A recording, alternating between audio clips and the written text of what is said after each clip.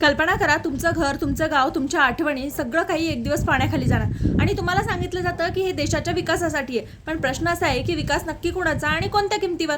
ही आहे भारतातील सर्वात मोठ्या संघर्षांपैकी एक, नर्मदा बचाव आंदोलनाची खरी कहाणी. नदी म्हणजे मध्य भारताची जीवनरेषा. 1960च्या दशकात भारताने एक प्रचंड योजना आखली, नर्मदा व्हॅली प्रोजेक्ट. या योजनेअंतर्गत 30 मोठी धरणं, 135 मध्यम आणि 3000 पेक्षा जास्त लहान धरणं बांधली जाणार होती. यातील सर्वात महत्त्वाचा प्रकल्प होता सरदार सरोवर धरण.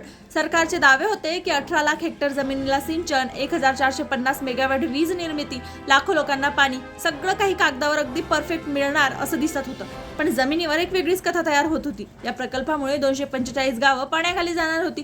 सुमारे 2.5 लाख लोक विस्थापित होणार होते आणि यातले बहुतेक लोक होते आदिवासी समाज आणि विशेषतः भिल्ल आणि पावरा.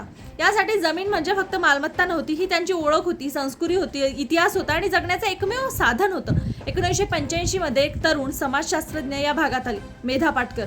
यांनी पाहिलं की लोकांना त्यांच्या जमिनीवरून हटवलं जातंय, पण त्यांच्या पुनर्वसनाची कुठलीही ठोस योजना यामध्ये नाहीये. आणि इथूनच सुरू झालं नर्मदा बचाव आंदोलन. हे आंदोलन वेगळं का होतं?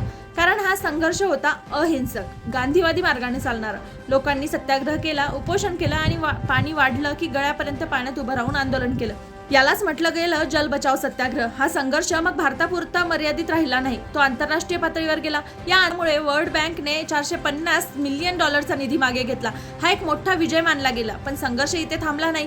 प्रकरण सुप्रीम कोर्टात गेलं.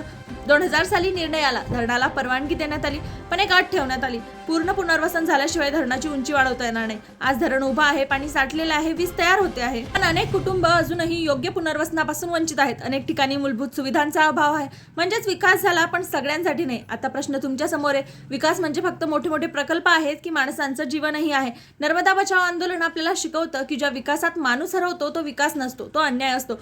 आज जेव्हा आपण नवीन प्रकल्पांबद्दल बोलतो तेव्हा इतिहास लक्षात ठेवणं खूप गरजेची गोष्ट आहे. तुम्हाला काय वाटतं, मोठ्या प्रकल्पांसाठी लोकांचं विस्थापन अटळ आहे का? कमेंटमध्ये नक्की सांगा आणि हा व्हिडिओ जास्तीत जास्त लोकांपर्यंत शेअर करा, कारण माहिती पसरवणं म्हणजेच बदलाची सुरुवात असते.